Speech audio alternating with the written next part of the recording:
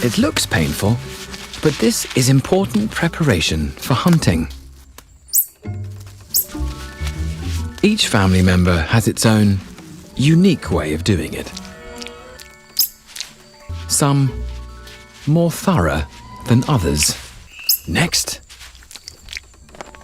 it's time to hunt. Low-light cameras can see their nocturnal world.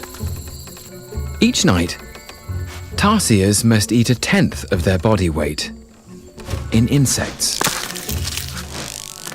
From the safety of his home tree, the 5-week-old watches on as the adults hunt. There's lots to learn. He must master his satellite dish ears, moving each one independently to pick up tiny sounds in the dark.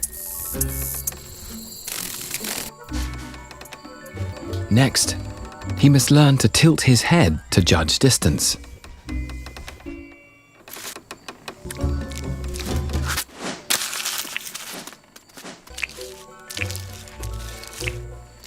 And there's one final lesson.